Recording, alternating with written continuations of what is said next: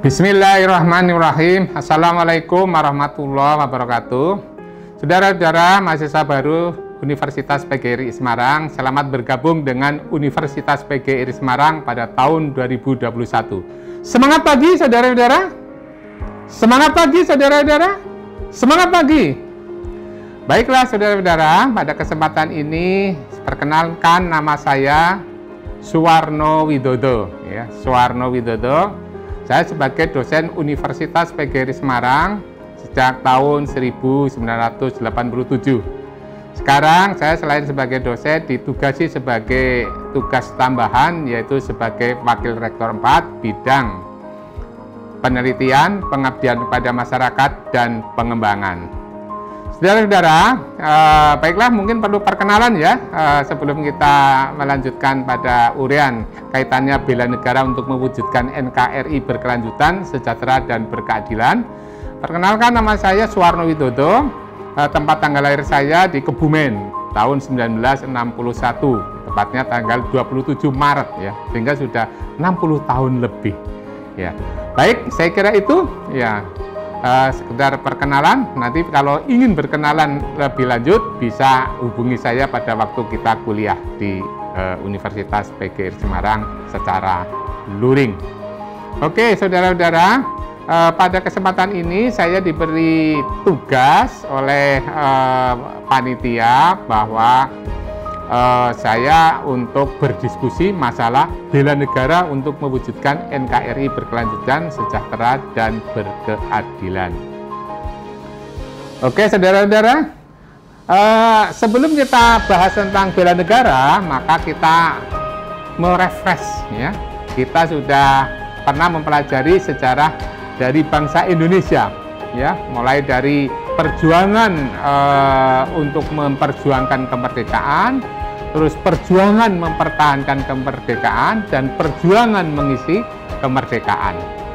Baik saudara-saudara, mari kita bahas atau ingat kembali ya, ingat kembali pikiran kita bahwa bangsa Indonesia pernah dijajah oleh Belanda 350 tahun, oleh Jepang berapa saudara-saudara? Seingat 3,5 tahun ya.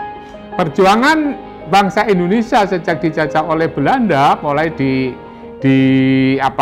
dilakukan oleh para pemuda ya, generasi muda ya, para pangeran-pangeran yang ada di Jawa, keturunan dari kerajaan ya, seperti contohnya Pangeran Diponegoro ya. Ya, tapi perjuangannya masih bersifat kedaerahan ya. Perjuangannya masih bersifat kedaerahan. Maka lama-kelamaan mudah dipatahkan oleh penjajah. Untuk itu perlu ada perjuangan yang lebih menyeluruh ya, maka tumbuh rasa kebangsaan mulai sejarah Budi Utomo. Siapa ingat sejarah Budi Utomo? Coba ya, kita ingat ya, tahun 1908 berdirilah Budi Utomo ya. Terus di beberapa daerah muncul ada Yong Yawa, Yong Sumatera, Yong Celebes ya, yang mempunyai rasa kejuangan untuk terbebas dari penjajahan.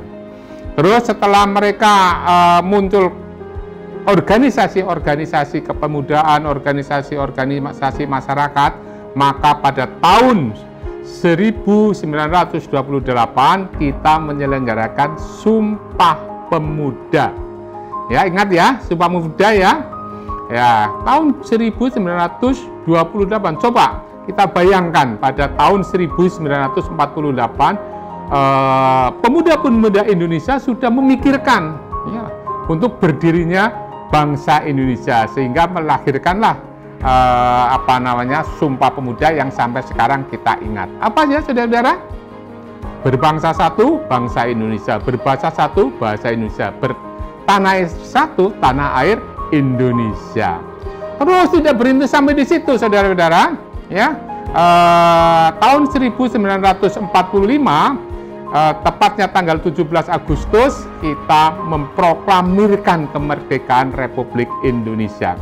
Dan itu dipelopori oleh para pemuda ya. Bung Karno, Bung Hatta, mereka masih muda-muda semua ya.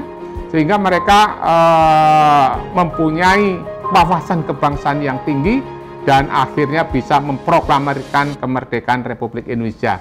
Tepatnya pada tanggal 17 Agustus 1945 di Jalan Pegangsaan Timur nomor 56. Indonesia merdeka. Ya, dengan semangat kemerdekaan, Indonesia membentuk peraturan perundang-undangan, ya, membentuk peraturan perundang-undang. Maka tanggal 18 Agustus disahkanlah Undang-Undang Dasar 1945, ya, yang di dalamnya ada ideologi Pancasila, ya, yang di dalamnya ada ideologi Pancasila. Cuma saudara-saudara, penjajah tidak rela Indonesia merdeka, ya, penjajah tidak rela Indonesia merdeka. Maka Belanda bersama sekutu kembali lagi ke Indonesia untuk ingin menguasai Indonesia. Tetapi bangsa Indonesia tidak rela juga dijajah lagi. Maka para pemuda, tentara pelajar, ya, santri, ya, jangan lupa santri, ya, para santri pondok pesantren melakukan perlawanan luar biasa. Ya, yang sangat terkenal antara lain adalah Bung Tomo, ya, Bung Tomo dengan orasinya yang luar biasa.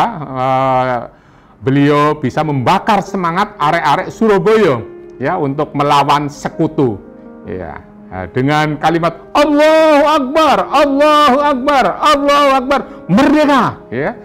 Para pemuda dibakar semangatnya oleh Bung Tomo untuk melawan sekutu. Akhirnya ya kita bisa menikmati kemerdekaan sampai sekarang.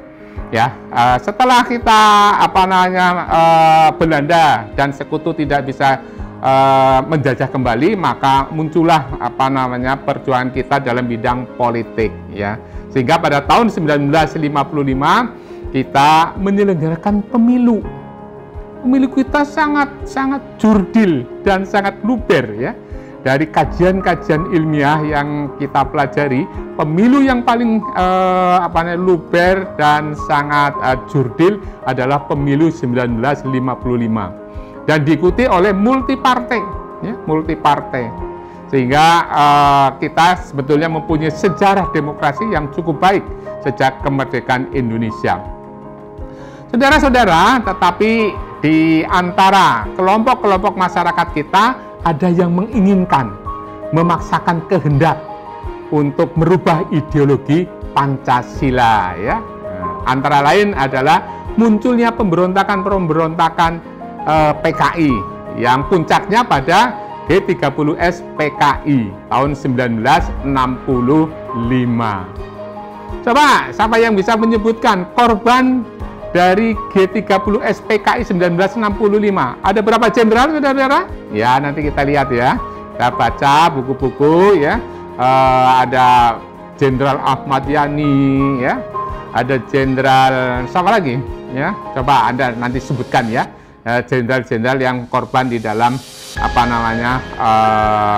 G30S PKI 1965. Saudara-saudara, ternyata demokrasi kita mengalami perubahan, ya. Pada zaman itu dipimpin oleh Pak Presiden kita, pimpinan besar revolusi, mengangkat dirinya sebagai presiden seumur hidup. Setelah presiden yang pertama lengser, maka muncullah presiden yang kedua, yaitu Bapak Soeharto, ya. Mulai inilah yang dikenal dengan Orde Baru.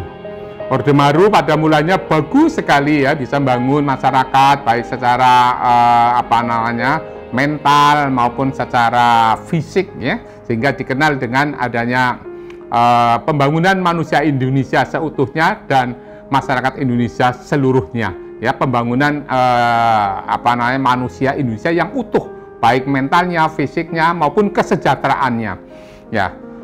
Tapi akhirnya setelah berkuasa kurang lebih 30 tahun, kelihatanlah kejelekannya, kelihatanlah penyimpangannya. Maka kelompok-kelompok mahasiswa, kalangan intelektual, dan komponen masyarakat yang lain melakukan